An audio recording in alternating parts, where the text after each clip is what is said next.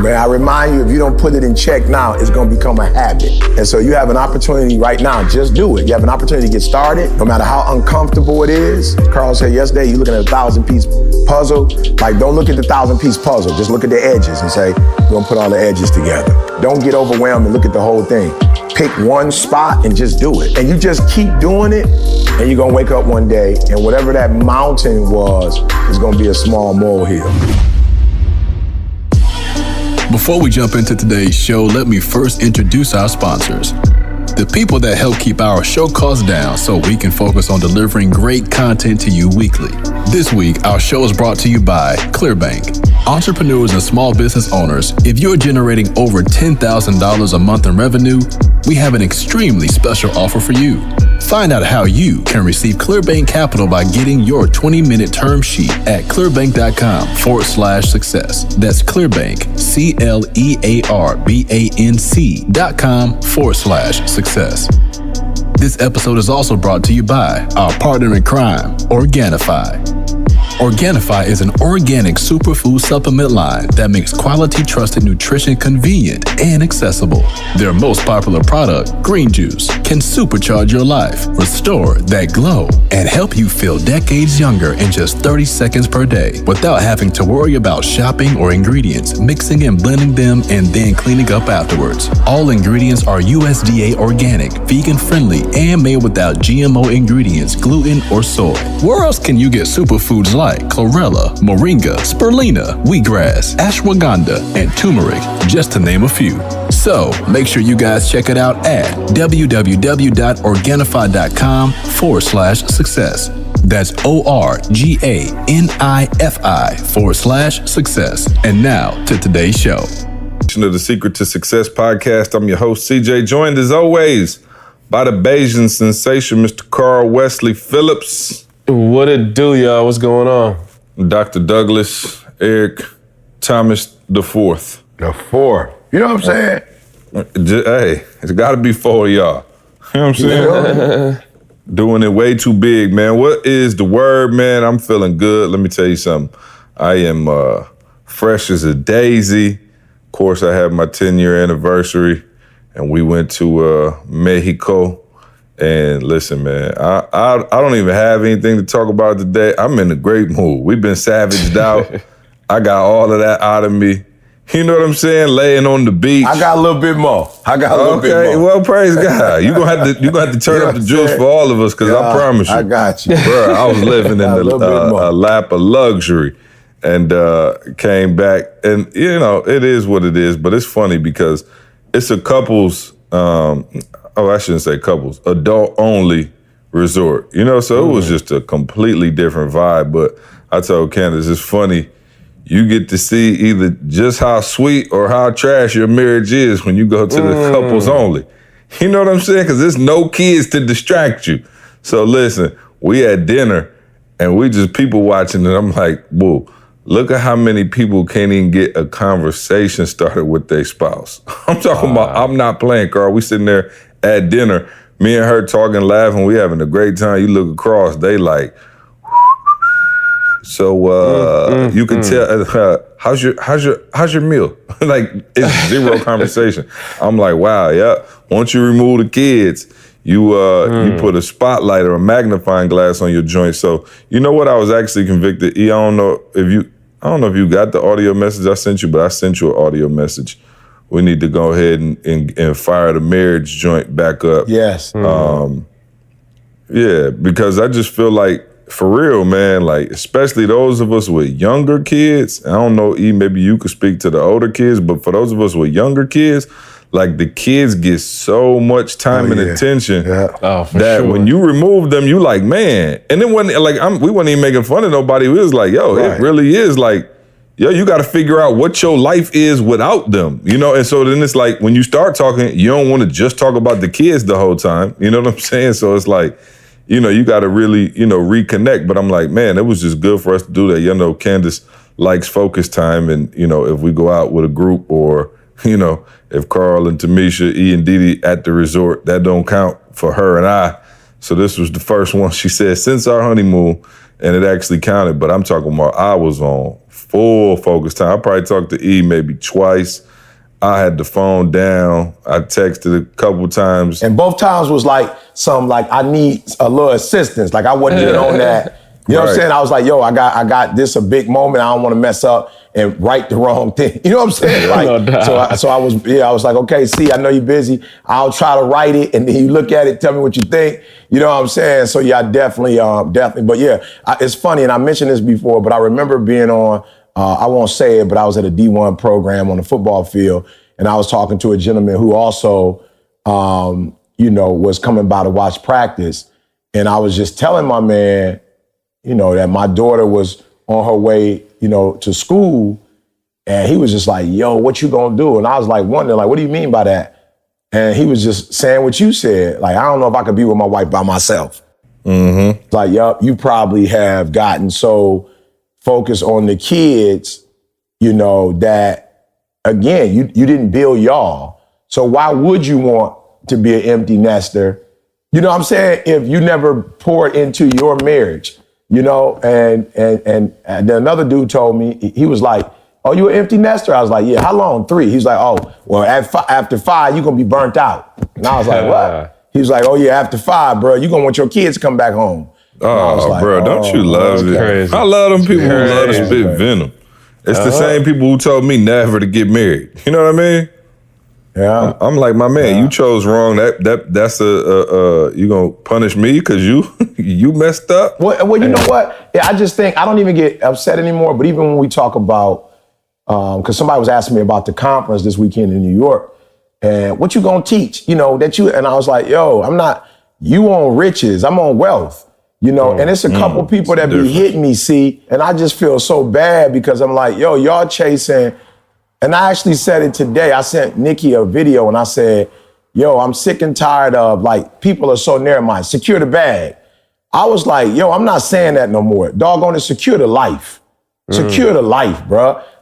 You securing the bag, so you got money. But I know so many dudes who think they sweet. You done lost your wife.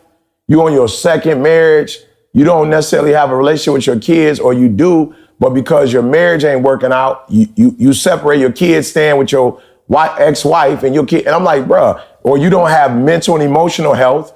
It's like you trying to drive a car to pretend like you healthy when you know you're not healthy. And I just think that's a big part of it too. See, we got to get to later with the marriage. It's like you stress a marriage out when you ain't your best. You stress it out. Yeah. You know what I'm saying? You stress it out when you ain't sweet. So now you got this person that has to deal with your ego or deal with your insecurities, and you trying to buy stuff that you can't afford. You a liability to the marriage, so that's another thing eventually we got to talk to. But I will say this, at this age, of course, the kids are grown, and the responsibilities are not that great. Like Jalen could take care of himself, Jada could take care of herself. But my wife said something to me in worship the other day. She's like, yo, I just want to thank God for you because you have put us in a financial position where when we want to, we could still have the kids with us. So when we went to San Diego and looked for homes, I already know Didi. Didi like a super duper family person. You know what I'm saying? That's just what she is. And so I knew she wouldn't want to tell the kids about the houses. And I also knew that she would want their opinion about houses. Like she would want them to go, oh, which would you like? What don't you like? Because Didi thinking of grandkids. She want to have a spot for the grandbabies one day, whatever. She just think like that. And then we were in New York this past weekend. I had to do, of course, the NBA rookie transition. So Jalen was there for me. I had an NBA client that we spent some time with. Jalen was there with me. And then, of course, I went with T-Mac with the Giants. You know what I'm saying? And so Didi was like, yo, San Diego, we brought the kids. New York, the kids were able to be with us. And so while me and Jay was doing work, Didi and Jada was shopping. And so, Didi was just like, yo, I just want to thank God for you because, like, you have literally put us in a position where we don't have to choose between, can the kids come? She's like, if the kids don't come, that's just because we didn't want them to come, not because we couldn't financially have them to come. And so, yeah, see, even at this age, your wife, I'll say my wife, it could be husbands who listening as well. I just don't necessarily need my kids with me every time I make a move. But my wife does like to see them at least once a month, and not even see them like, Didi like all of us to still be together. You know what I'm saying? Like, did he still want to go out to eat together, go to the amusement park together, you know? And so yeah, bro, I really worked hard on having a life with Didi because I knew one day the kids would leave. And I did. Shoot, I know some people like, you corny, but I'm just gonna be real, bro. Like, it feels like we dating again. You know what I'm saying? It feels like back in high school and back in college. You know what I'm saying? When we had no responsibilities. And so it's just a great feeling. So I would say to those of you out there, love on your babies, do all of that, but don't get to the point where, you know, like C said, you and your spouse don't just go away and spend time alone. And then also don't, and I know you love your kids. Like, I get it. Like I told you, I understand kids rule the world now. Like I'm clear on that. But here's a challenge, you know, and I'm just being real, bro. Like, I heard a story yesterday that I can't mention that, you know, come on, man. We got insurance. We got insurance. No, we don't have that. We don't have that kind of insurance. But yeah, we got full coverage. I switched our policy. I switched our policy up. I will say this. I was like, yo, you send them to my grandma's house. I promise you, when they come back, they're going to be good to go. But I'm talking about boot camp. I'm talking about, my grandma have you right. My grandma had you type work when you get back.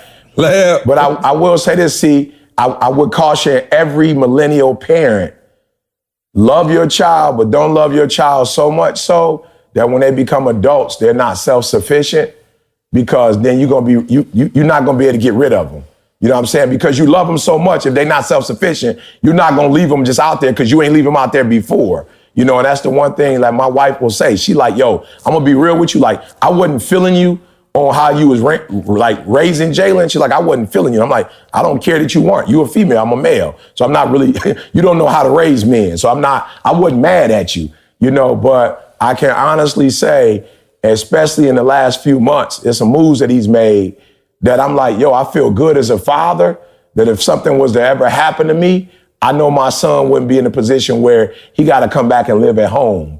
You know, he would be in a position where he's sufficient enough that I know he would step up and he'd be able to be there for his mom and be there for his sister. And that was hard for me, see, because I didn't necessarily want to, you know, do that. But it's helping me even in my marriage, where I don't have this child who's so dependent that he got to be at the crib every week, or he got to call me every 2 seconds when he trying to make a decision. Like, Dad, should I do this? Should I do that? And it's like, bruh, you know, I taught you how to hunt, you know, so now you're in a position where you're about to have your own family. You got to get out there and hunt, bruh. So, yeah, that's the other piece too.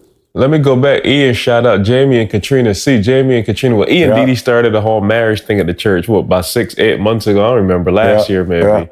And this last weekend, see, so once a month, like, some couple in the church just brings a marriage program.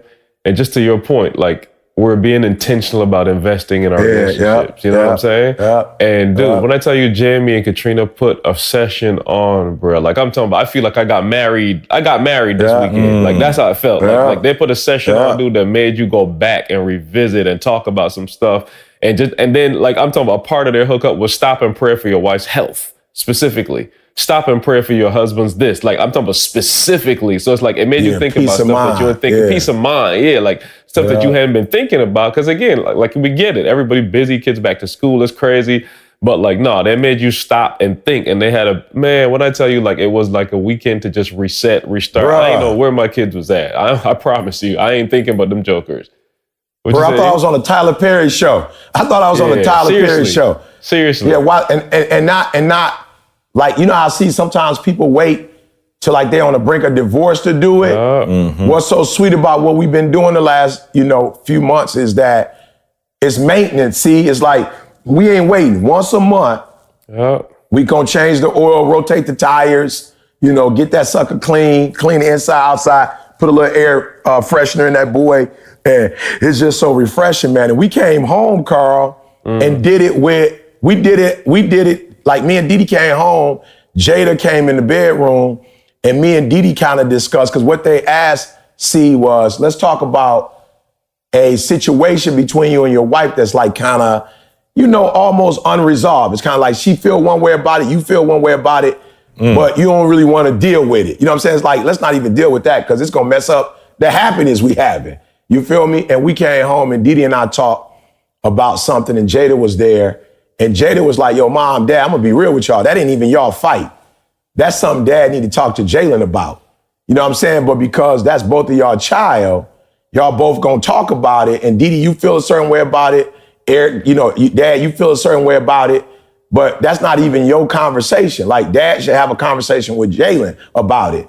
And I picked up the phone and had a conversation with Jalen about it. And I love the assessment. Man, I'm telling y'all, like, forgive me for just, you know what I'm saying, but it's just a game changer. I called Jay, and this is what I mean, like, when I tell you he grown now, see, you know what I'm saying? He said to me, yo, dad, based on the test, I need to process this information first. Like, I don't want to respond to you. Let me process it. And then after I process it, give me like 24 hours. You know what I'm saying? And so I was like, bet, no problem. Hung up the phone. He texted me back, was like, yo, were you good with the 24-hour period? I was like, I'm great with it. You know what I'm saying? Like, I ain't tripping. I just need to, whereas C knows with me and Boog maybe 2 years ago, it wouldn't have went down like that. You know what I'm saying? Like, I would have just been like, yo, this is how I feel. He would have taken it. He would have heard it in his filter. He would have heard it like from his perspective. But he was like, nope, let me go process it. I know what you are. Let me think about what you really saying to me and give me 24 hours. I'm gonna come back to you and we'll be able to whatever. And so Jamie's thing is she right, he right, and stop. And so for me and Jalen yesterday, it wasn't a I'm right, he right. It was one of those things where Jamie talked about, like, we need to stop. Like, we can't, like, at where we are right now, we don't need to talk about, like, we need to stop. We need to process. And sometimes I think without the right tools, see, people's marriages, relationships in general just get messed up. And so, yeah, we definitely need to, since we've been doing that at the church, Carl said 8 months, we probably just need to go back, Carl, over all the sessions we had and document those. And at some point, give what we doing at the church, we probably need to give to the world, see? No doubt. I'm with it. I'm pissed I didn't get none of this information already. You know what I mean? I'm like, shoot, why didn't anybody tell me? All right, cool. Well, that does it. We'll make it happen. We'll make it shake out of Mexico too, because I promise you. Shout out to everybody coming to Mexico. No disrespect to Jamaica or Punta Cana or none of that, but Mexico is number one in my heart, in my book, just for the service, man. It was incredible. So I know we are going back to Mexico when April. So hopefully everybody's going to join us there. And we actually went past the hotel we're doing it at. It's crazy. So looking forward to that as well. So yeah, we'll definitely have some time for some marriage stuff in Mexico, and then probably do a whole marriage thing, hopefully sometime soon, man, and get Quest involved and, really take that thing to the next level. All right, well, for those of you who are single, this next portion of the podcast may be better suited for you. You know what I'm saying? Yeah. Go ahead and listen through that. Don't worry, you'll be married at some point, and you'll need some of that information. But we're going to transition really quickly. I want to play something, and then I'm going to just kind of wind E up and let him go. Let me just play it, and then it's self-explanatory. You know what I'm saying? So let me just play it, and I get out the way.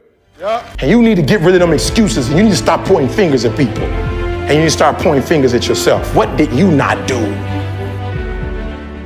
See you next week. I don't know if I need to say that. Right. Yeah, where do we go from there? Yeah, I don't know if I need to say anything, but I will just tell you what came to mind. So this is a transparent moment, right? Transparent moment for those of you listening. And I think that's why you got to value what we bring to the table, guys, because we just keep it 100. And as I was listening, what came to my mind, never even talked about this before, but my marriage. And I remember being so frustrated with my wife. I used to just be like, we're supposed to be Christians, and the Bible says you're supposed to cleave and leave. And I just thought, for a time frame, my wife's relationship with her mom, I just felt like, my girl is like, it's like, when you gonna leave your mama? Like, I know your mama wasn't married. I know it was just you and your mom. You was a single, your mom was a single parent. You was the only child, but like, I just feel like you're not checking your mom on some stuff. I feel like you're not, giving your mom boundaries. You know what I'm saying? Like, I don't know if I'm making sense, see, but I kind of felt like it was me, Didi, and her mama. You know what I'm saying? Like, I didn't feel like it was just me and Didi. I felt like her mom, you know what I'm saying, was like third wheel. You know, in our business. Your mama's in my business. Maybe you was the third wheel. You know what I'm saying? That's how I felt, see? But then one day, you know, it hit me, bruh. It hit me, and I want y'all to listen, please. Listeners, listen. I realized I married this woman, and I wasn't financially in a position to take care of her. You know, she had to go to work. You know, I was working on my career, but like we didn't have the life that she was used to living. You know, and guess what? Her mom used to come up there on a reg, bruh. She used to drive all the way to Huntsville, Alabama on a regular. And every time she would come, I'm sure I said something about it, but she used to bring us canned goods, right? And I'm talking about canned goods for days. She used to bring us rice, all the staples, that could last.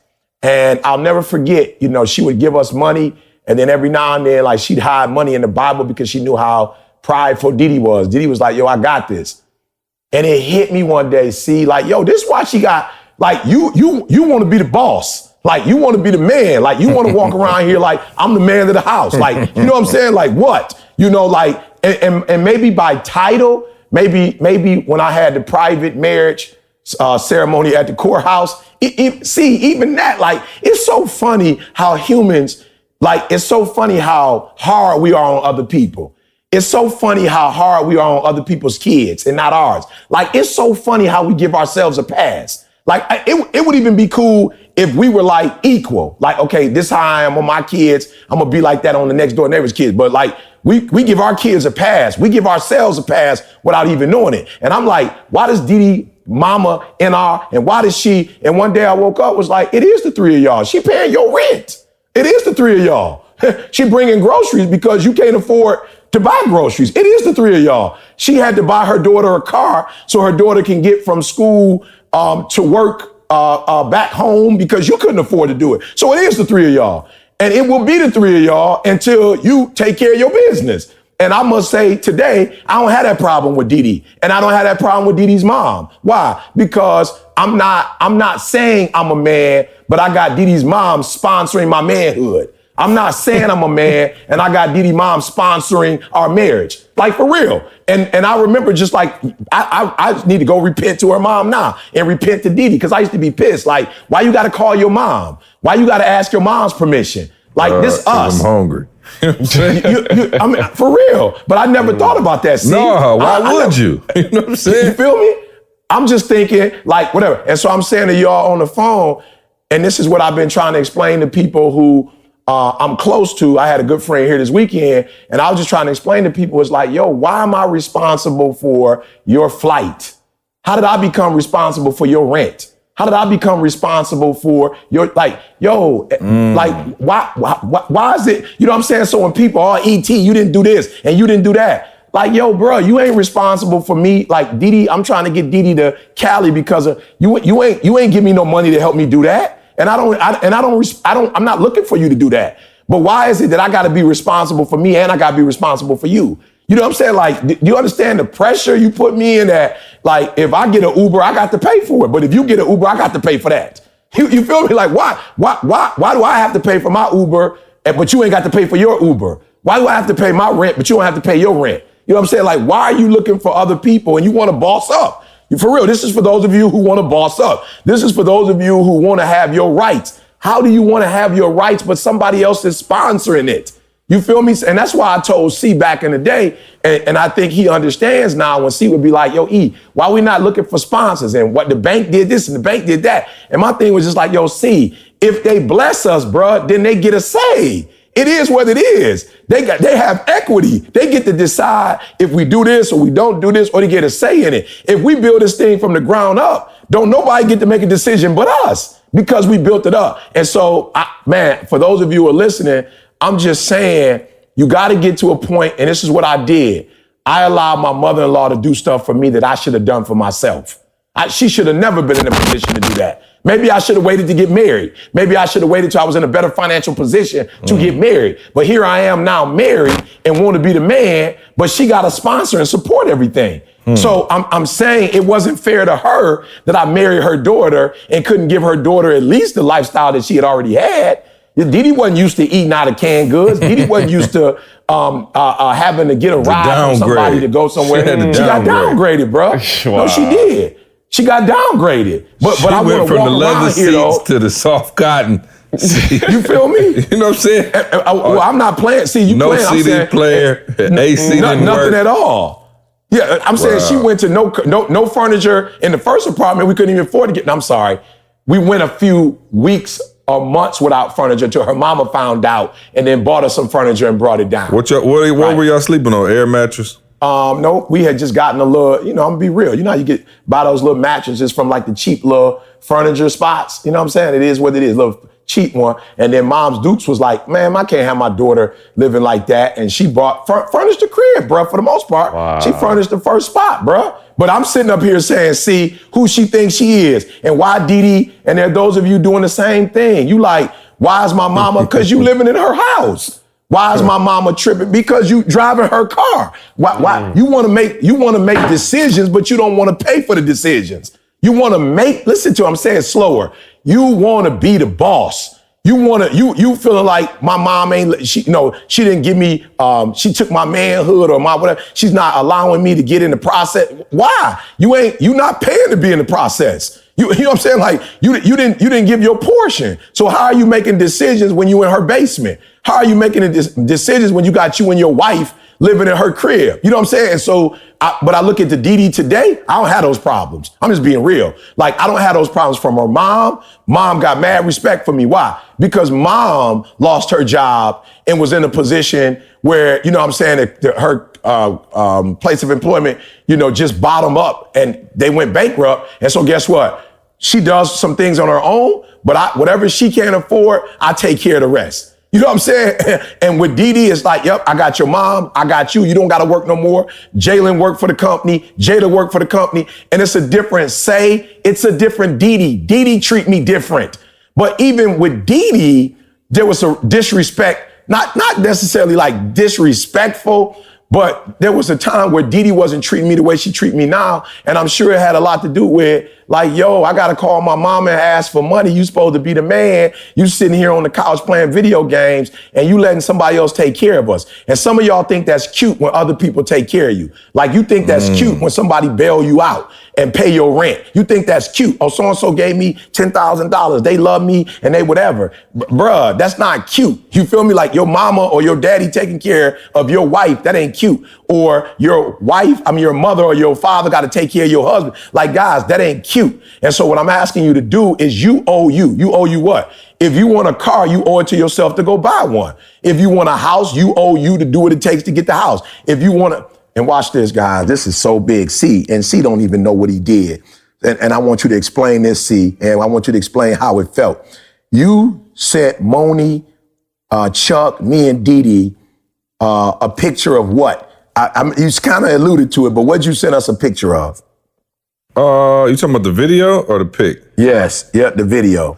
Oh yeah, no. So, of course, I guess we never told the story, but coming out of college, obviously, and Candace still she just reminded me, she had another semester left when we actually, went on the trip or whatever, and went on our honeymoon. So we got married. Of course, we had spent all the bread on the wedding. So we planned on going to Chicago, and E and Didi, Chuck and Moni, they had, I guess, got together behind our backs. You know what I'm saying? Talked to our parents, made sure our passports were straight, and threw up the loot to get us to Mexico. And so we didn't even know until the night of. Carl, Tamisha, E, Didi, everybody came over, was like, yo, we know y'all, supposed to go to Chicago. And they just like, boom, y'all going to Mexico. So we was like, yo, And so I know that they put up the paper and I'm like, man, this is big. Like, especially at the time, I didn't even know how much it was. You know what I mean? We literally didn't pay for a thing. Like, Moni gave us the whole itinerary, was like, here's what y'all gonna do. And we literally left like the next day after our wedding to go to this place. And so we got there. It was beautiful. It was incredible 10 years ago. And then 10 years ago to the day, Candace and I were walking through the resort and I just flicked the phone on and was like, yo, let's send them a video, you know, just letting them know, like, yo, y'all put up the bread to get us here before. And we just want to let y'all know, one, how grateful we are, but two, you know, we were able to get ourselves back here as a result of the example and y'all believing us when we were young. You know what I'm saying? It's like, yo, I was 26. You know what I'm saying? When we was there, Candace was 22, but now we talking about 36 and 32. You know, and, you know, just 10 years later to be in that exact same spot, but not to have to call and be like, hey, can y'all put 500 on it? Can y'all put 1,000 on it? It's like, dog, I'm good. But we had that example from back then. And so it was a moment for us. And like when we took the video and sent it to y'all, it was like emotional for us because we were just like, man, this is like crazy. 10 years ago, there's no way in the world we could have afforded this. And now, you know what I'm saying? We can stay an extra couple weeks if we need to. We might not be was the best in the presidential like E and Diddy for 10 grand tonight, but we in this joint. And this time, not only were we there, and shout out to y'all because we ain't know no better. Last time we was in the little junior suite with the partial ocean view where if you lean out your window and break your neck, you can see the ocean. And this time we had the full ocean view with the jacuzzi on the deck, you know, just the whole nine. And so it was, it was one of those full circle moments, if you will. So yeah, that was the video. Yeah, and I'm just saying that to let everybody know. It's like you felt like you owe you. And when C sent it to me, I was so geeked because I was like, okay, Carl them just went to Barbados, C went to Mexico, and it's like, yo, you pay. It feels like, look, I ain't gonna lie, I am super great. That's why my mother-in-law, I'm like, yo, you know, that's between you and your daughter, how much money you get. You know what I'm saying? That don't got nothing to do with me.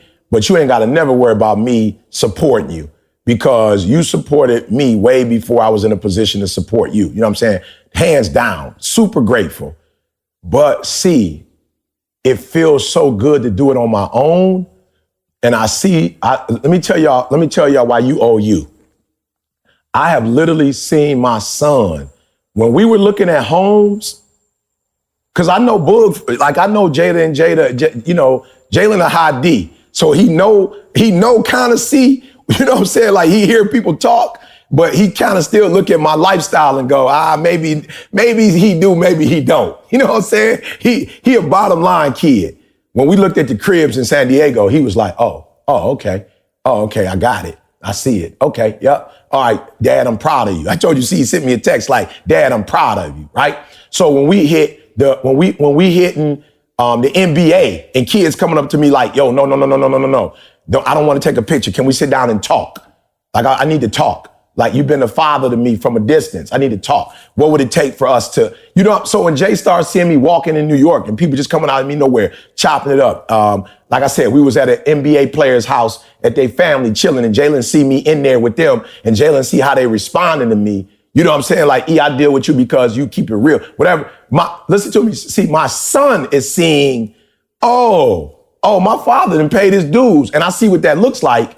He got a different level of respect for me, see, than if I'm sitting at the crib playing video games. You feel what I'm saying? Like, he got a different level of respect for me as a father, as a man, when he see me speaking, traveling all over the world. I ain't getting tired. I'm telling him, scoot over. I'm a drive. He like, Dad, how do you do it? I do it for your mom and I do it for you. You ain't got a wife and kids yet, so you can burn out. You know what I'm saying? Because you're doing it for yourself. And he gets to see, my daughter gets to see, like, whoa, this what it looked like. And so we owe it to ourselves to do it. But we also owe it to our kids to see what it looks like when you ain't on the couch waiting for somebody to pay your mortgage. And now, look, I have been on assistance. Don't ever get it twisted. Me and Didi been on assistance. Mama, the government, like been there, done that. But the thing Didi taught me is I don't care if my mom got to send us loot. I don't care if we got to be on assistance. I don't care. But we can't be on assistance and you on the couch. We can't do both. We can't be on assistance and you playing video games. We can't be on assistance and you playing flag football. You in the flag football league. and we on assistance. Didi like, yo, you owe it to us, Eric, to grind. And I'm not trying to get on your last nerve. I'm not trying to be no gorilla, but I know the potential you have. And I know if you put forth effort, you're going to kill it.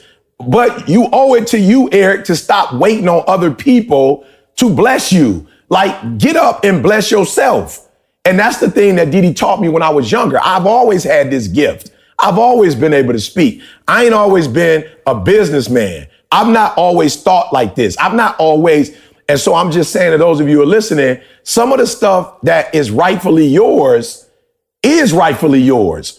But you can't expect somebody else to give you that. That thing that you're dreaming for and hoping for and wishing for, you have every right to dream and wish for it. You have every right one day to walk in it, to live in it. You have every right to make however much money you want to make, have whatever kind of relationship, like whatever your dream is, you have every right.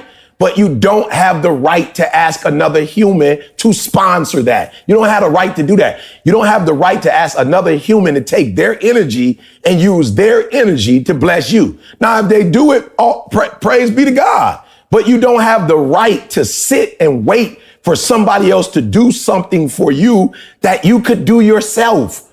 So when you see another human do it, I don't ever get jealous when I see people are bi-coastal. I wasn't jealous. When I heard Snowbird before, I wasn't jealous. I was like, ooh, you could do that?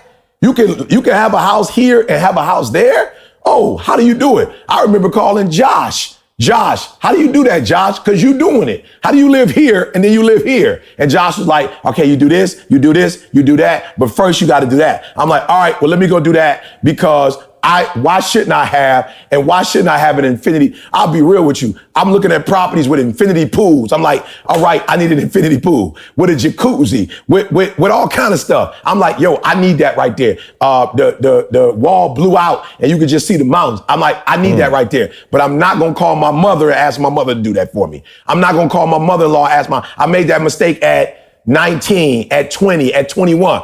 I'm not going to call my mentor and tell my mentor it's hit you. Bottom line, you can have whatever you want, but you owe you. And let me just say this last one. See, this is the one you really got to be careful of. When you let somebody else do that kind of stuff for you, you give that person power, right? And my mother-in-law had power she shouldn't have, and access she shouldn't have had, and rights and privileges she shouldn't have had because I allowed her to do stuff for us that she shouldn't be doing. But by her doing it, I gave her that power. I gave her that access. I gave that to her. I gave her that. You understand what I'm saying? I'm not being disrespectful. I don't make moves without my mom. My wife don't make moves without calling her mom. Like, it ain't like we being disrespectful now, like, yo, I got money. Nah, wait till I get my money, right? You can't tell me nothing, right? I'm not on that. I got my money right. You can't tell me nothing. But my mother-in-law had privileges that she shouldn't have had because I didn't do what I was supposed to be doing. So the next time somebody bless you, you stop and ask yourself, is this a blessing or are they enabling me? Which one is it? Now, if it's a blessing, you better take that joke and run with it because God does put us in positions where that there are blessings. But sometimes God puts us in positions where we shouldn't take that blessing because it's enabling us. It's a curse and it's not going to allow us to step up to the plate and do what we're supposed to do. So I may now have, all of it out my system. It might all be gone. We might be able to talk about something lighter next week, but I just wanted to do the action steps because I'm growing in my C and I'm learning in my I that, yeah, for real. I'm very emotional. I'm gonna tell you from my heart. But then with the C, I'm trying to up my C because I'm trying to give you action items. And what I want you to do is I want you to know, should somebody be paying that for me? Like, should I let somebody give me the money for that? Or is that my responsibility? Is this something that, I should be doing? You feel me? Like, is this something my son called me, see, next year, is the wedding. And I just let my man know, like, yo, I'm gonna be real with you. There's some stuff you should be doing. Now I'm in a position where I could do quite a bit. Her family's in a position where they could do quite a bit. I'm not going to be a blessing to you, but I need you to do me a favor. Don't let me do what you're supposed to be doing. Like, know what you're supposed to be doing and don't go, well, because, our parents are in a financial position where they can bless us, don't do that. What you need to do, you need to do. What I need to do, I will do. Like I got me, her parents got her. But don't let me rob you. Don't let me do for you because I made that mistake already. You put your money to the side, you hustle, you grind, and the stuff that you're supposed to be doing, don't let nobody else do that. The stuff she's supposed to be doing, don't let nobody else do that. The stuff the parents are supposed to be doing, you let the parents do that. So my action item to you is, anytime somebody come to you and say, hey, bro, I'm gonna bless you with this, ask yourself, is that my responsibility? Because if it is and I take it, then I just lost power. If I take it, I just lost the ability to earn what I'm rightfully supposed to earn, right? But what you're supposed to give me as a blessing, I'm gonna take that. Don't be the person that's prideful and you don't take blessings and you like, I'm good, I don't need that, I don't want that. Sometimes people are not blessing you because they think that you don't have it, but they just wanna say thank you. You understand what I'm saying? That's all. They just wanna say thank you. So that's my action item for you, is know the difference between the two. And when it's something you're supposed to do, don't let anybody else do for you what God has asked you to do for yourself and do for your family, or whoever you look to as, I'm responsible for this group. Don't ever let anybody else come and do for them what you're supposed to do for them. Yeah, we got a new sponsor. Clearbank is giving you an opportunity. If you're an entrepreneur or small business owner, this sponsor is specifically for you. Clearbank is changing the way that entrepreneurs raise money with equity-free capital. You guys are familiar with Shark Tank. Well, there is a show in Canada called Dragon's Den. That's just a similar show. And the co-founders of that, Michelle Ramanow and Andrew D'Souza, after seeing how many companies were willing to part with precious equity for exchange, just for a bigger marketing budget, they decided to come up with this company called Clearbank. And what Clearbank does is it makes equity-free investments ranging from $10,000 up to $10 million. It can get you a term sheet in less than 20 minutes. You heard it right. I said less than 20 minutes. It's not a loan. There's a small flat fee for the capital and you pay them back using a win-win revenue share. Listen to me, there's no interest rates, there's no fixed maturation date, no personal guarantees, no credit checks, no financial covenants. So how they do it, you ask? Clearbank has relationships with marketing agencies, e-commerce professionals, venture capitalists, accountants, and more, much, much more, giving you really an unfair advantage in the market. And as for their track record, Clearbank has invested over $150 million in 2018, and they're on track to invest over $1 billion this year.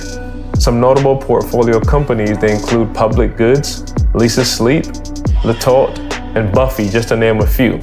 So if you're doing over $10,000 a month in revenue, find out how you can receive Clearbank Capital by getting your 20-minute term sheet at clearbank.com/success. That's Clearbank, CLEARBANC, bank with a C.com/success. Stop pitching and get back to doing what you love, growing your business. Yeah, no question. I think the key thing you just hit on is knowing whether it's a blessing at all or whether it's a hindrance. And I'm just thinking, because I promise you, I wouldn't even go in there with the video.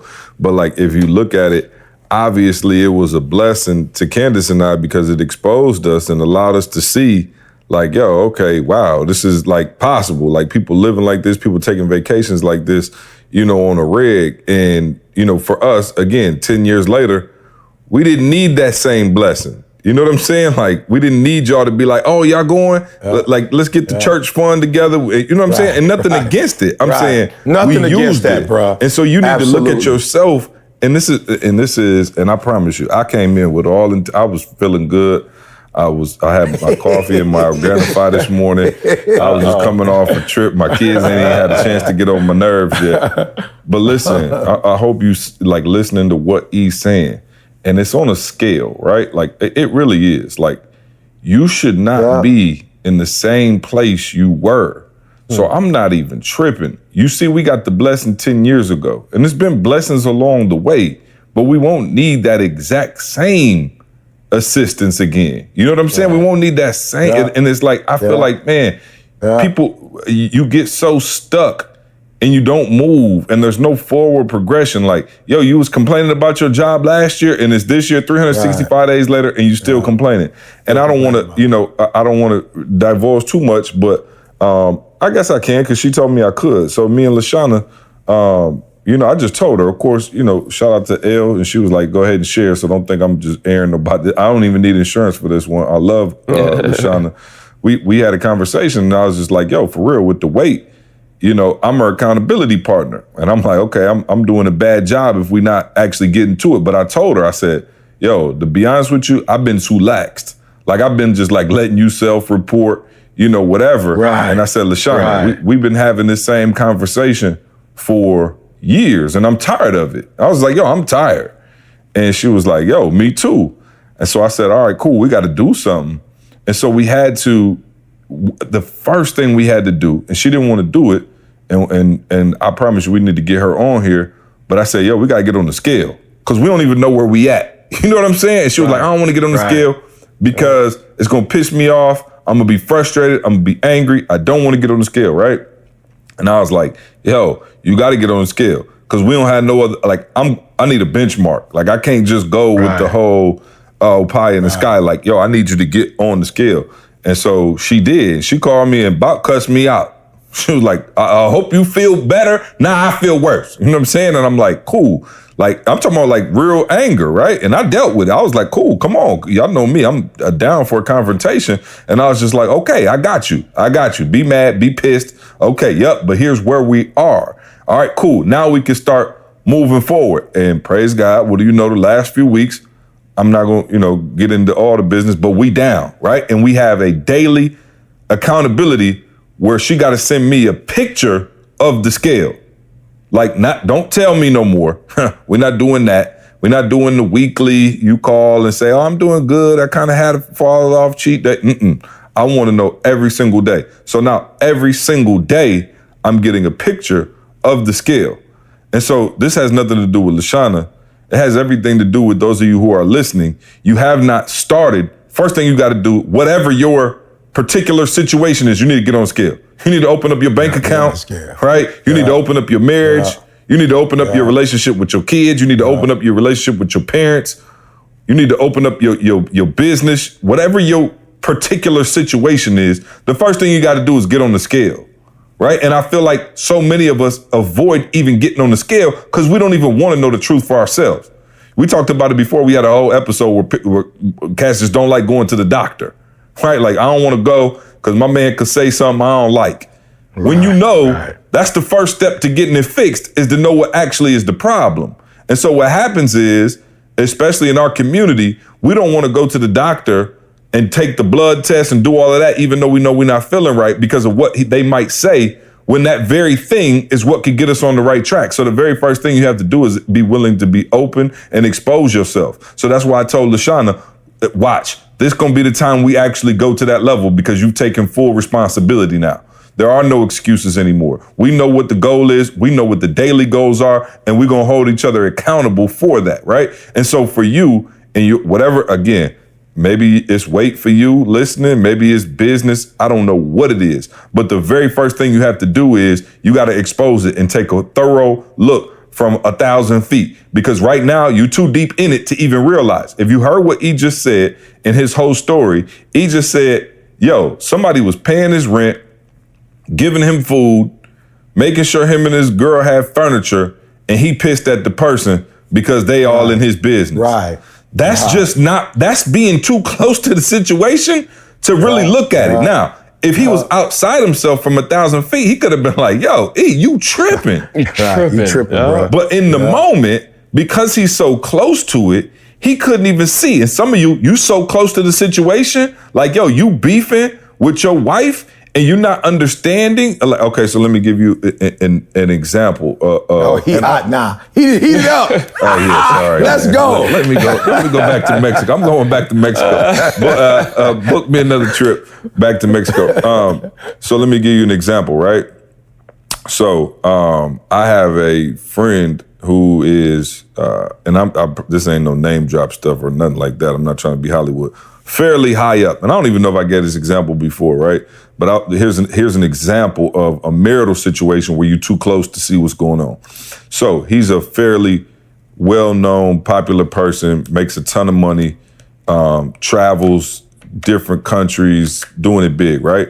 So, and his wife doesn't work, right? She's a stay-at-home mom, which is work, by the way. Don't even get me started there. I promise you it's work. More right. work. As we know, the hardest job. She doesn't work a conventional 9 to 5, all right? So, so he's traveling, doing all of this stuff, making great money, got a beautiful house, the kids go to private school, everything is great. So she has this project she wants to do. She wants to paint like this room in the basement. And she's waiting on him to come off the road for like, have 3-4 days in a row where they can go paint the basement, right? So she got all the colors picked out. She's waiting to paint the basement. So he comes back, for a couple of days, but he's too tired. I just got off the road, you know what I'm saying? Base split. Man, next time I come off the road, I'm coming back in a week and a half. Let me do it then. So he comes back a week and a half later. He admits to me, he's talking to me. He's like, see, I told her, like, bro, I just got off the road. I got 2 days and I got to be back in Dubai. I can't do it. And so this time she blew up. I'm talking about like, you don't care about marriage, da da da. I'm talking about pissed, going for broke. So he calls me and he like, dog, I don't know what to do. This ain't working out. You know what I'm saying? Like, I do all of this. And so he starts naming like all the things he's doing for the house and all the things he's doing for the people, da da da da. And I'm like, oh, okay, cool. I'm like, all of that's good. So let's look at your list of things you got to do that's of a high priority to you. He was like, all right, cool. Travel, make sure my brand stays tight, make sure I make the money, make sure I do this, make sure I do that. And I had him list them from like 1 to 10, right? I'm like, all right, these are your things. I said, now let's do hers. Where does paint fall on that list? He was like, number 1. I said, exactly. And what you're doing is taking her top priority and telling her, that don't mean nothing. Your number 1 on your list don't mean jack to me because it ain't important to me. That's the first thing on her list is like, she ain't going to Dubai. She ain't going to all these places, making all this money, doing what she loves, having a great time. She wiping your kid's butt and she want to paint. Like, that's her thing. Like, and that's not even about the paint. It's about you and her spending the time together and you acknowledging the number 1 thing on her list. But what you've done is chose to, and I used a different word, let's say defecate on her number 1 thing. And you wondering why and he was like, yo, whoa. I promise you I didn't think of it like that. He was like, dog, I'm up here thinking it's paint. What's the big deal? I'm like, wow. And so he had a whole new revelation. But what happened is in the moment, he was too closely connected to it. So that's why you have to have accountability partners and people who can tell you the truth. Because LaShawna, I love LaShawna, but LaShawna could tell herself everything under the world because she's too close to it. She could say, we had this thing with the scale. She's like, well, the scale don't always. I said, no. The scale tell the truth. Don't believe the hype. You know what I'm saying? Like, somebody done gassed you up and told you muscle way more than fat. We're not even to that level. At this point, if you eating right and exercise, the scale should go down. Period, point blank in the story. Somebody done gassed you up. But when you so close, you can tell yourself a lie. That's why we went on the self-assess tour. That's why we still on the self-assess tour. That's why we will never come off the self-assess tour, because most of you are too close to your own situation to actually have a realization of what's going on. And so you need to back up. So however E was able to back up off that situation and go, whoa, what's actually happening is my mother-in-law is buying me time so I don't have to get divorced. And if I was to use this time frame that I have as a blessing, I could actually get us to the next level if I got out of my own way. And some of you ain't, go ahead, I'm sorry. Some of y'all ain't your own way. No, I'm saying, see, bruh, you just said it, bruh. When you too close to it. And so I didn't see what my mother-in-law was doing, saving me doggone time. And so what we have to talk about on the next podcast or at a conference, a marriage conference, when I keep saying, and again, y'all have to listen to this. I'm not saying what I'm saying so I can sound deep or so you can listen to this podcast. I'm saying it because if you keep doing what you're doing, nothing is going to change. You're not going to be able to get to another level. And C keeps saying you're too close to it. That's what I was trying to say when I say you owe you. When I said if you got a product and in 30 days it don't work, Bro, not only are you taking it back, you were irate. How dare you sell me a product that didn't work? You were irate. But C said it, you're so close to you. And what I say about people's kids, I swear to you, I see it all the time. I was just talking to somebody yesterday and they was telling me what, I promise you, if somebody else's child would have did the same thing to them that they said their child did, I promise you they probably would have got them. But because you're so close to your child, you only want to see the good. You don't want to see the reality. You don't want to deal with the fact that they just did something that they ain't got no business doing. And if it becomes a habit, you in trouble. But because they're your child and you love them, you overlook. I promise you, we definitely don't have enough insurance in the bucket. We don't. Hey, both of y'all know what I'm talking about. We do not have enough insurance. But we'll listen to what he's saying and take heed. We tried to go there one time, and it was met with, when I say ultimate resistance, and let's just say it did not work out in their favor. And what E is saying is so critical and so true. We don't have enough insurance for that, though, E. Sorry. But I'm saying you too close. Even with the full coverage. You know what I'm saying? Yeah, and so what you have to do is, if you won't change, you have to be able to pull away. What C is saying, you gotta be able to pull away. And when you pull away, then you gotta be able to look at that boy and go, you know what? It's not that I'm taking up for my child or taking up for myself. That's not the problem.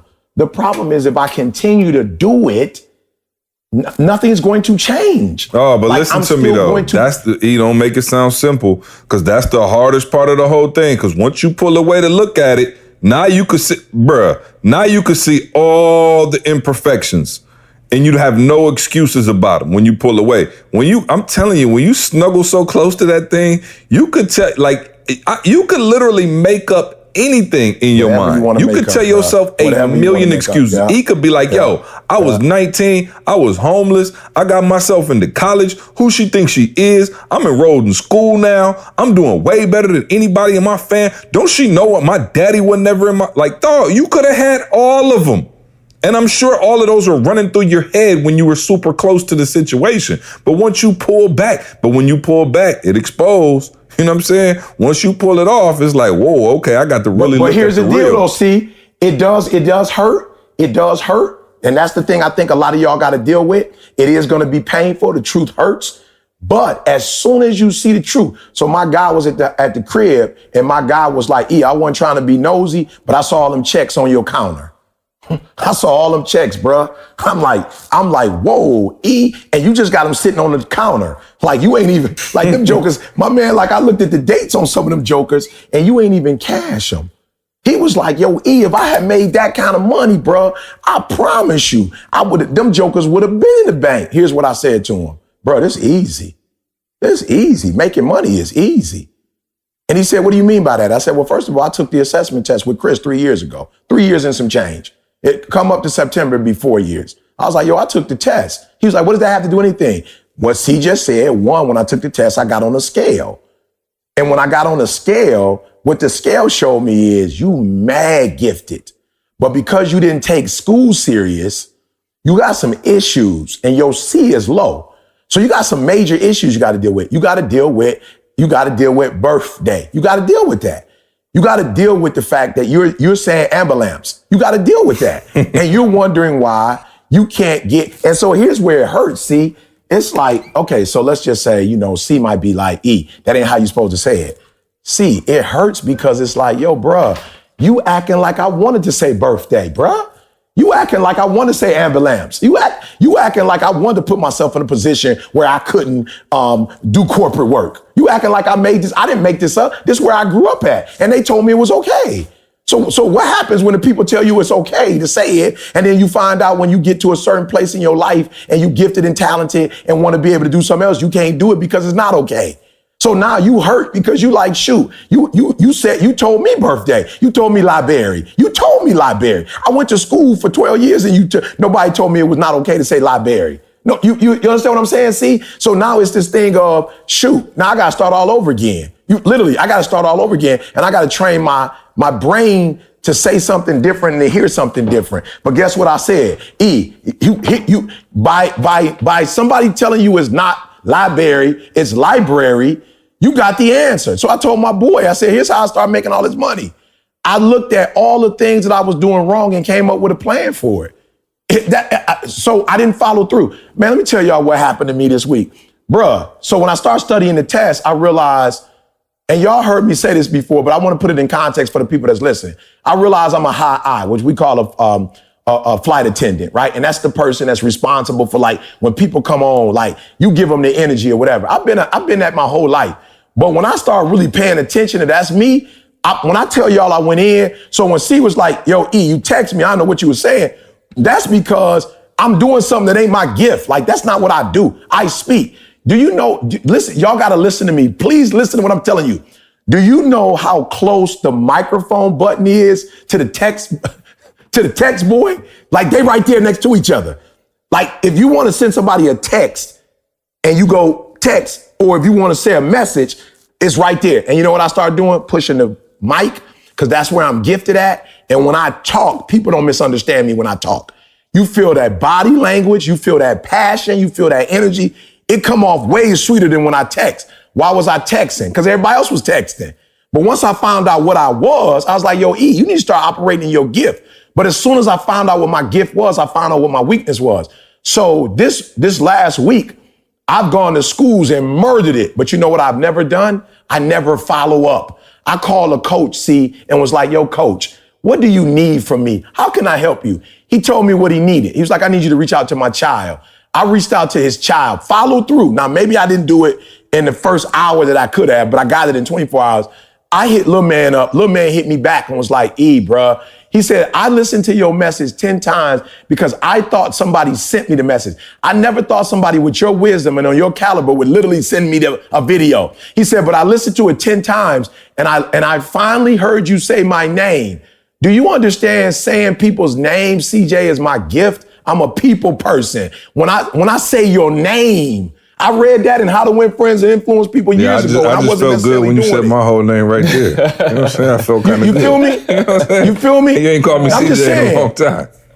You feel me? And so I'm just saying, what you said, when I got on the scale, I realized, okay, like, and I'm being real, I get on the scale today, I can look at my family, like my brothers on my father's side. I can look at people on my mother's side and I can go, okay, E, you're doing some good stuff.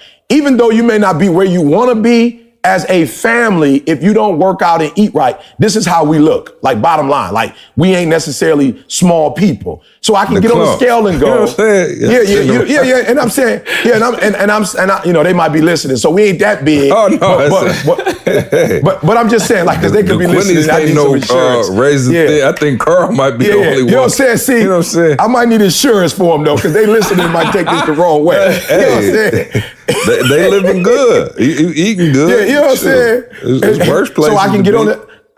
Yeah, that's what I said. So I can get on the scale and go, all right, E, you're doing some things right, and here's some things you're doing wrong. And I think that's why some of you are afraid to get on the scale, because all you want to concentrate on is what you're not doing right. And that's what gets overwhelming, and that's what gets frustrating. No, get on the scale. The scale is going to show you, if I get on the scale and I'm 230, the scale is actually showing me, like, yo, I could easily be 250, 260. But what the scale is also showing me is like, yo, E, you're not at the age anymore where you can eat those kind of carbs. Like, you're just not at that age no more. Right. It doesn't mean that you never have to eat carbs again. It don't mean you got to give up macaroni and cheese for the rest of your life. But what it does mean is your body is not, your metabolism is not working at the speed it worked when you were, let's say, 25, and you could drink Coke, you could drink sugar, drink calories, and your body would just naturally get rid of them for you. You're not at that age anymore. You're at an age now where actually it takes longer to burn calories than it did before. You feel me? So what does that mean? Understatement. That's the understatement in 2019. Okay, well, not at all. Can't burn it at all. You feel me? It need help. But watch this, guys. I told you, my new metabolism ate my old one. You know what I'm saying? Oh, I promise you. And so, hey, if yours ate yours, I don't even have one no more. But watch this. I got 3 cars sitting in my driveway. One is a 2012 Mercedes. One is a 2015 Escalade. One is a 2004 BMW 745 Li. Watch this, guys. I love the 745 Li, the driving experience. It's a 2004. It's a better driving experience. To me, the body of it and the color of it, it's the best vehicle me and Didi has ever had. But you know what? One, the radiator leaked, so I had to take it. Josh Letzis looked out, rebuilt it. But because of the type of car it is, it also, no matter how you do it, it leaks oil. Listen to me, guys. That vehicle is the best vehicle I have in terms of performance, but she requires the most attention. I got to put more oil in it. I got to take it to the shop more frequently.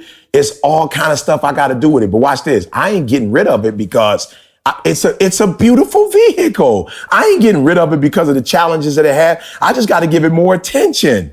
And so for some of you, you get overwhelmed and go, how did I get here in my marriage? How did I get here in my finances? How did I get here in my relationship with my kids? How is it that I'm mentally, stressed out? How is it that I'm what do they call it?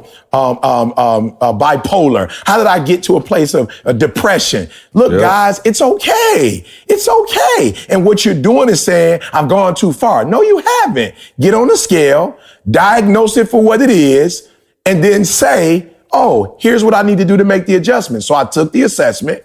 Chris showed me what I was, what I need to work on. Showed Didi what she was, what she needed to work on. Didi and I got together, put the test together, and said, okay, here's the plan of how we can do it. And listen to me, we've not had a drag out fight like we used to have. Why? Because has anything changed? Didi still Didi, I'm still me. We ain't neither one of us have gone, well, I'm gonna be a punk, or I'm gonna be soft, or I'm gonna compromise to make you happy. We just don't live like that. Didi ain't scared to, like anything Didi feels, she is not intimidated by me. She is not scared to speak her mind. She ain't gonna be like, I ain't gonna say that because I don't want to piss Eric off.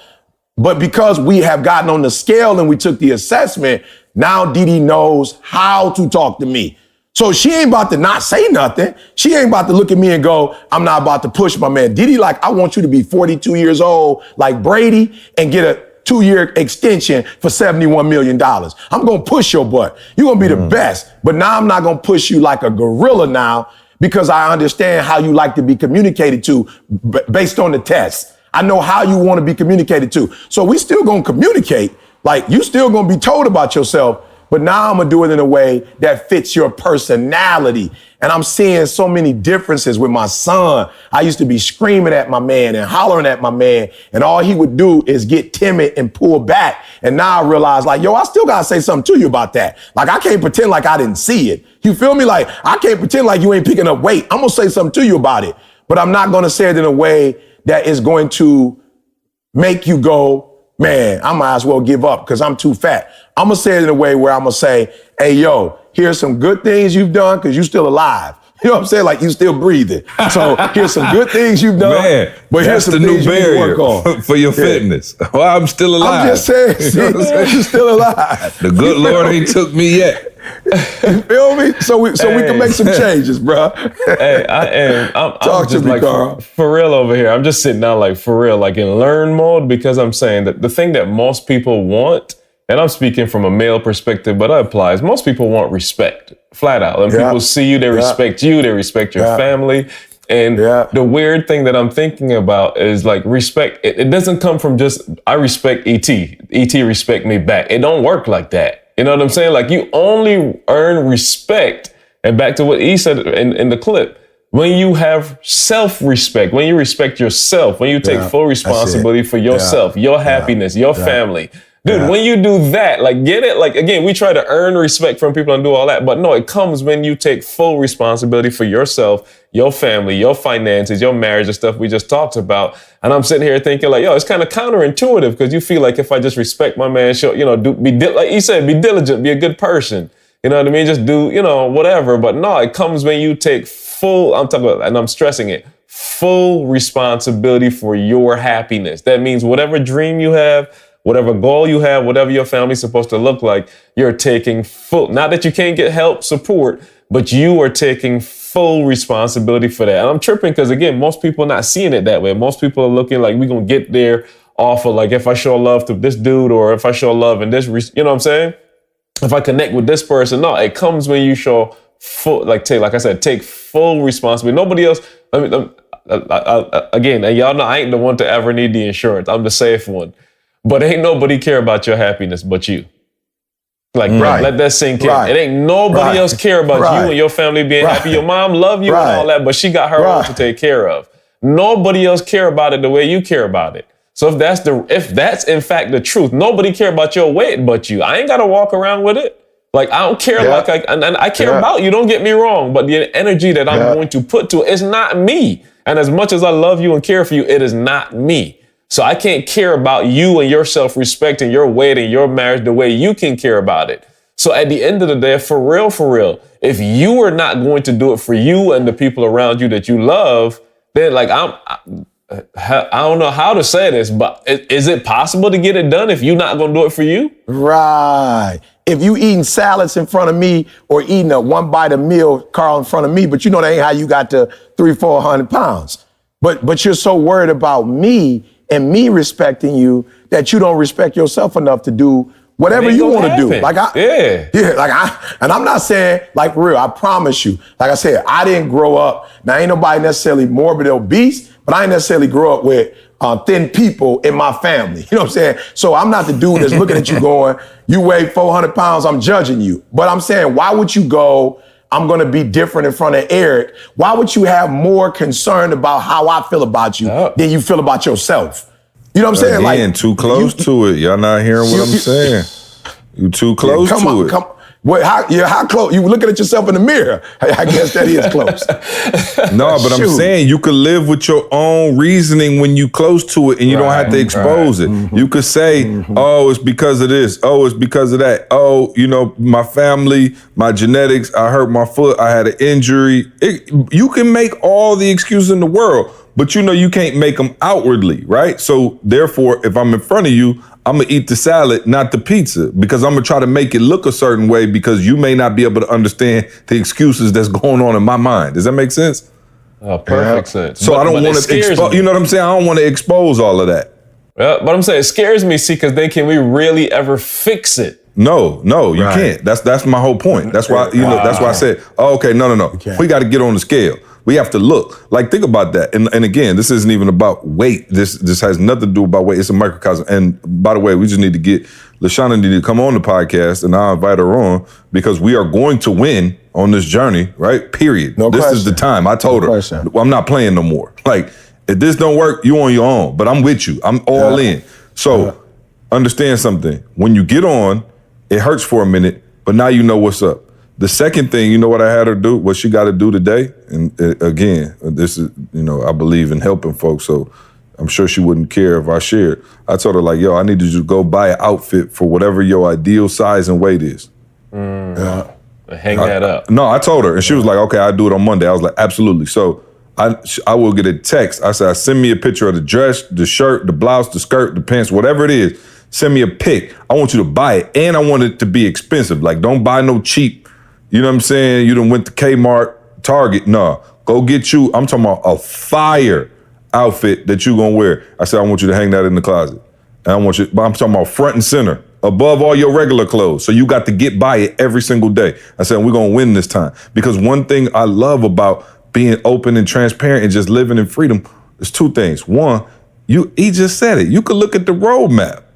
If you really look, you go, oh, this how I got here. For myself, it's like, oh, okay, yeah, you went on vacation for 2 weeks and was smashing. And now you pissed because you came back and your jeans fit like all of a sudden you got millennial skinnies on. When I left, you know what I'm saying? Like, that's just the open and honest, that's just real. FUBUs. Yeah, that's just FUBUs. Hey, that's why I love jeans. I love wearing jeans. Bro, I could put on my sweats and tell myself I didn't gain a pound. They feel the same as they felt when I left. Bro, you put on them jeans, they felt better. Like, ooh, when did I get thighs? You know what I'm saying? Like, bro, you get no thick. belt needed. No belt needed. No belt, bro, belt. I'm trying to come off the top button.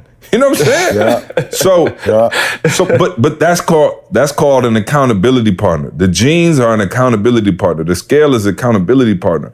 And if you have that open, honest conversation, then we good. The other thing is if you have the scale, if you have these things, you could look at it and start looking at it in stages. Because again, when you look at the whole picture, sometimes it's too intimidating, right? We look at the scale and go, oh God, okay, even though I looked and I assessed and this is how I got here, I have to get all of this back in a month. It's not gonna happen like that. It ain't gonna take, it took you 20 years to get this size, it ain't gonna take a month to get it off. It may not take 5 months to get it off. It may not take a year to get it off, but it will come off. But what I love about the scale is we can always see daily if we're making the right decisions. And long as the scale is headed down, we good. You know what I'm saying? Like if it's headed down, we're good. You don't have to lose 100 pounds overnight. We don't have to do that. We have to make sure it's headed down every single day. And so it allows us to set mini goals, right? Small wins, we talk about it all the time. Small wins create momentum. So if you look up, and in 2 weeks from now, you 8 pounds down from where we started, and I could send you a picture of the scale 2 weeks ago, and I'm like, man, we 8 pounds down. You can see that momentum, you're gonna keep going. And so if you don't know, and you're not weighing yourself on a daily, and you don't have that accountability on a daily basis, what happens is you could tell yourself lies. You could tell yourself, oh, I think I drank a gallon of water.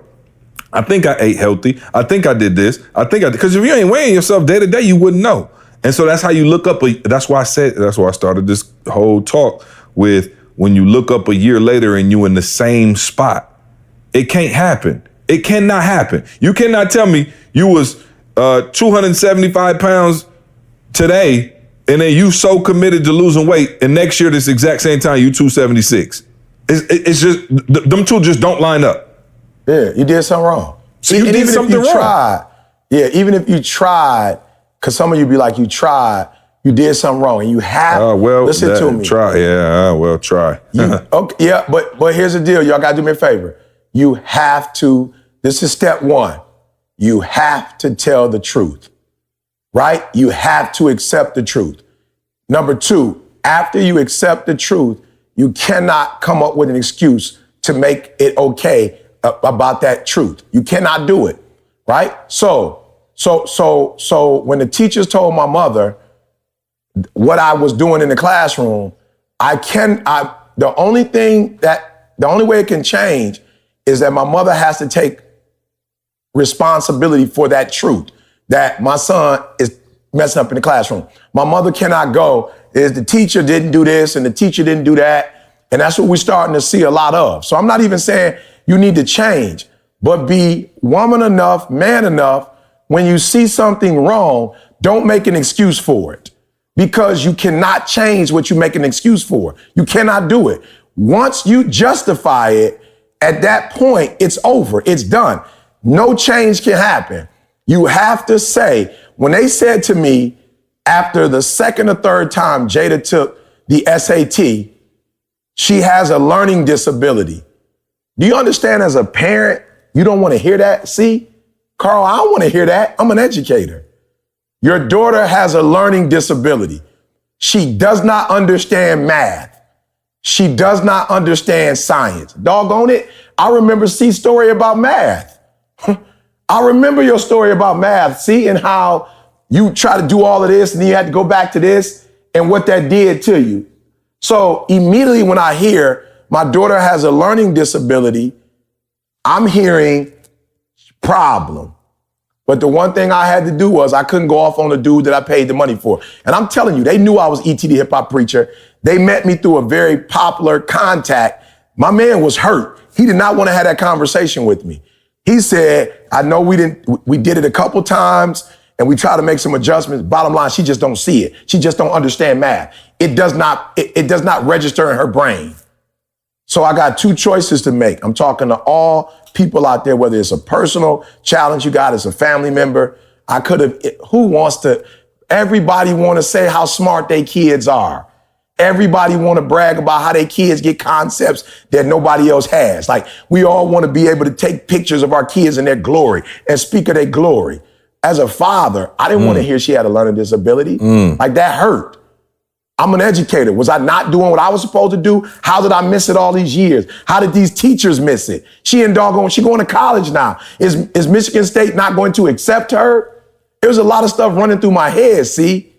But the inability to self-assess, and I had to self-assess and not make excuses. Oh, well, she went to a predominantly white school. She had no black professor. Jada didn't have no black professors at Grand Ledge High, not one. They had one black faculty, but I don't know what my man was, an advisor or something. I was gonna say I don't know what my man was. Basketball. Yeah, he wasn't a janitor. Yeah, he wasn't a janitor, right? And then even with that, it wasn't like he was rallying behind my daughter. I've had issues of racism with Jada at whatever. Teachers wanting to, what's your hair? Kids using the N-word. I could have done the whole 9. But at the end of the day, I know what Jada wanted to do. She wanted to go to San Diego State University or she wanted to go to Michigan State at this particular junction in her life. And I went to Jada and said, yo, Jada, sweetheart, I got something to tell you. You got to learn a disability in math and science. We got to put a plan together. We got to put a plan together, sweetheart. What are we going to do?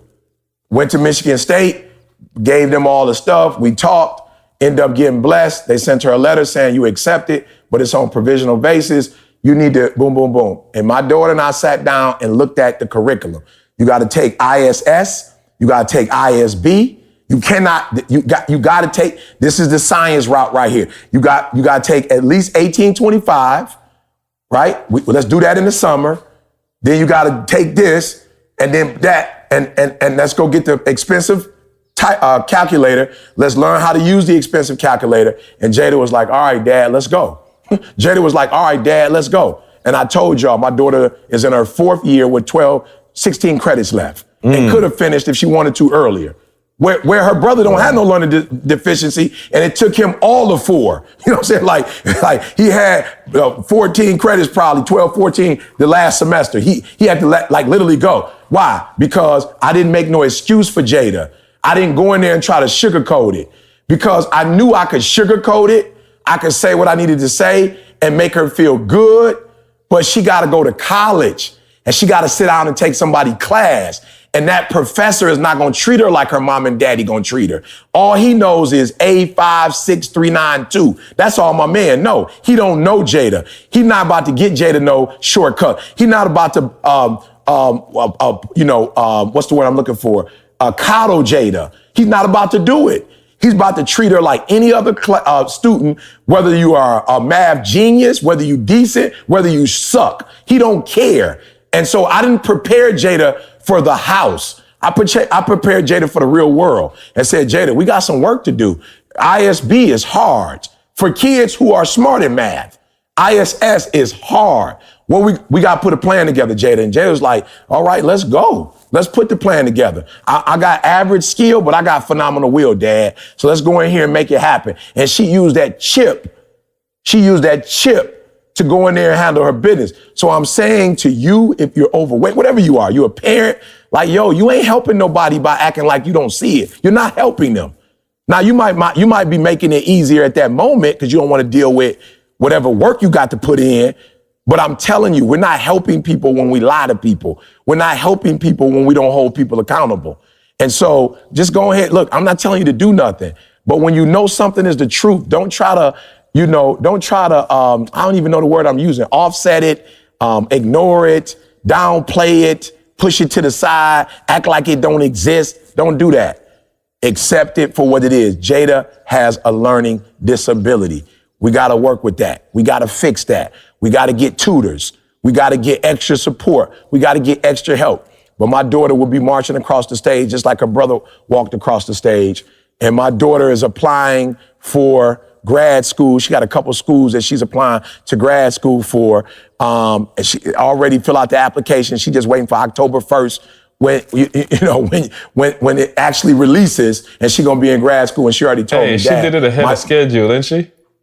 No questions asked. No questions asked. And she said, the master's degree, we're going to do that quick because I'm getting a PhD with the learning disability. So I'm just saying, guys, we don't help people.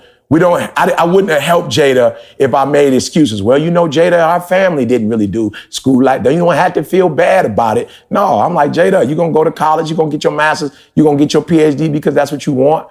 And you just going to have to find a way to get extra help in this math thing. So please, y'all, The inability to self-assess is not going to help anybody. None of our kids are perfect. We not perfect. Our spouses ain't perfect. Our boss ain't perfect. The job we work at ain't nothing perfect. There's no reason to lie or pretend like something is what it is when it's not, because it means we're going to have to do a little bit more work. Just do the extra work, and everybody is going to benefit from it when you do the extra work.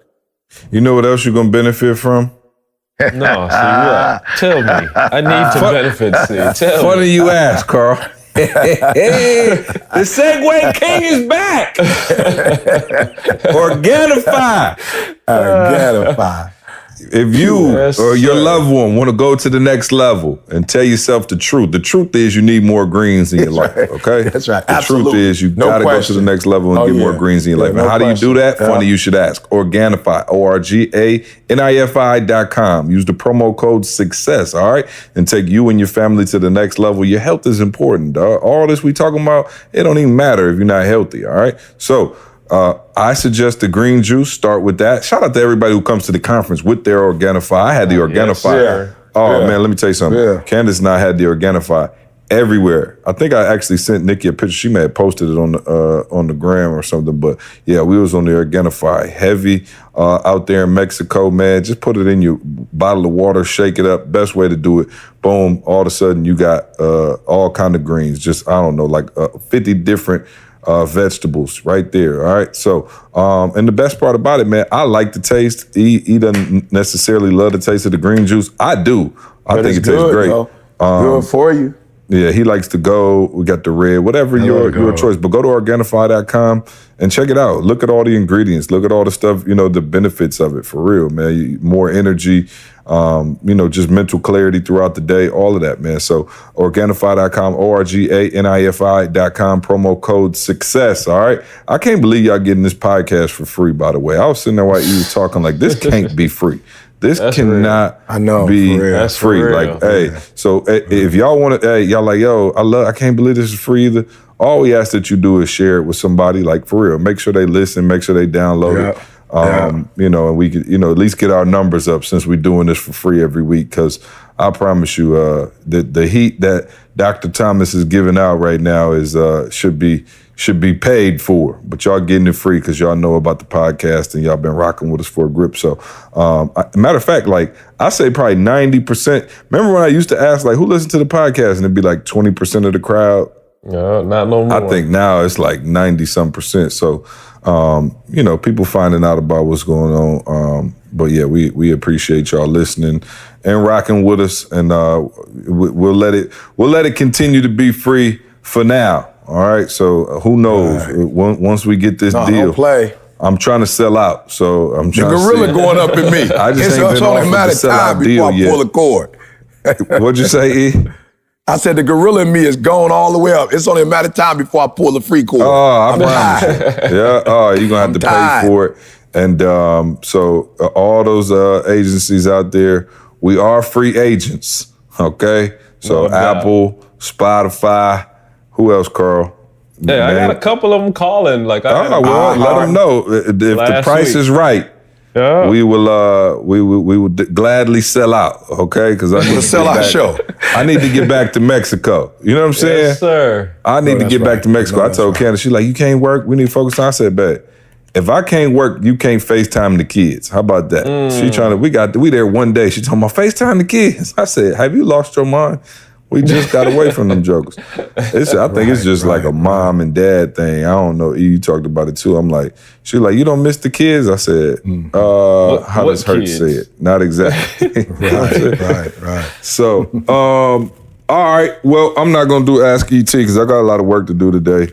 And y'all got way too much already. So, Carl, let us know about all the fantastic things that ECA has going on. We're actually in New York. I know that much because by the time you hear this, we'll be about ready to rock and roll. What else we got? Yep. So New York this weekend, August 23rd, 24th.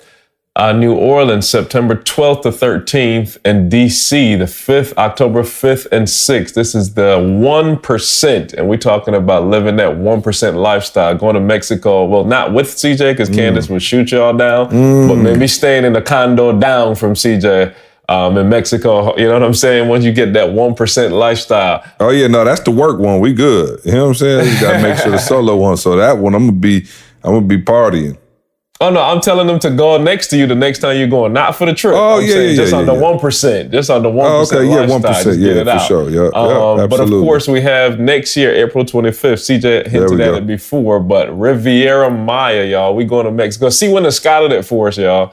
And he came back and he said that the fruits are plentiful, the land of milk and honey, y'all. So you do not want to miss. Hey, and if y'all think the free content you get now is dope, which it is, we're gonna triple down on that for you if you're in Mexico. Get ready. You're getting it from insane. We talked about marriage, we talked about health, we're talking about everything. We're putting the full package together, man. So make sure y'all there April 25th to May 1st. Phenomenal Life 2020. Carl, yeah. Give me a link to that assessment, because I know there's some people that was like, okay, E, I need to jump on top of that. So let me follow up on that, E, because we're doing a couple things. I'm gonna get it for you next week. Let me follow up on that. Carl, did we do Maryland? Did we give them the dates for Maryland? Maryland don't sell out quick. Yeah, Maryland's our biggest one. So the October 5th get that 6th, one. Yep, get that. I promise y'all, for real, I ain't gassing. Maryland is one of those cities. The DMV, I promise you, it's always super duper packed. We got people in government, we got people in law, we got people. I'm talking about network marketing companies. They always hit me like, E, save me 20. E, save me 10. So I promise you, when I tell you, if you come into Maryland, make sure you get your tickets fast, because they go out fast. All right, see, I'm ready for the nugget if that's what we're doing. I don't know what's next. Yeah, I think that should be next. I was actually, your son just called me, so I was trying to text with him. So I actually he forgot what else I was about to say. But yeah, I'm sorry. Yes, no, you're good. Why don't we get a nugget of the day so that we can all go and get our day started? Yes. So based on the content you heard today, I want you to just do it. Like, for real, just do it. All right. So 2 things, just do it, meaning get started, and just do it as much as you can. All right. So just do it. Don't be overwhelmed. For real, somebody's listening to this, and I know, we tease and joke and laugh, but like, you burning right now. Like, it hurts. You like, man, like you heard something today that you like, man, I got to deal with that you had probably been avoiding. And you like, man, I got to deal with that. And I didn't want to deal with it. It's very uncomfortable. I didn't ask for it. I don't know how it happened. I don't know where it came from, and you would prefer to pretend like it does not exist. I remind you that it's not going to go away. May I remind you, if you don't put it in check now, it's going to become a habit, right? Either for you, your children, your career, like, it's going to be a habit. And so you have an opportunity right now. Just do it. You have an opportunity to get started, no matter how uncomfortable it is, no matter how overwhelming it is. Carl said yesterday, you're looking at a 1,000-piece puzzle. Like, don't look at the 1,000-piece puzzle. Just look at the edges and say, we're going to put all the edges together, right? And then we're going to put all the, let's work with the color scheme. But don't get overwhelmed and look at the whole thing. Pick one spot, right, and get started, and then pick one spot and just do it. Take the small part or portion that you can do and get that done. And tomorrow, just do it. Just get started, do a little small part. Then the next day, just do it. You feel me? And you just keep doing it, and you're going to wake up one day, and whatever that mountain was is going to be a small molehill. Hey, man, appreciate that nugget of the day. Appreciate y'all listening, man. This has been a rough couple podcasts for some of y'all, and you know what I mean? We know, for those of you still listening, next week we're going to talk about puppies and rainbows and sunshine. And cats. And flowers and just all the clouds, all the beautiful things of the world. And we're going to let E stop teeing off on y'all. Take off. Let me take off next week. That's probably the only way it's going to happen. I'm probably going to have to take off next week. Yeah, next week we're going to have a much more relaxed vibe. And we're not going to be on your head. But anyway, appreciate y'all listening. We love you. We'll see you next week. I want you to focus on here right now. Don't you worry about when you get home. You concentrate on this opportunity. You don't worry about tomorrow. You concentrate on this opportunity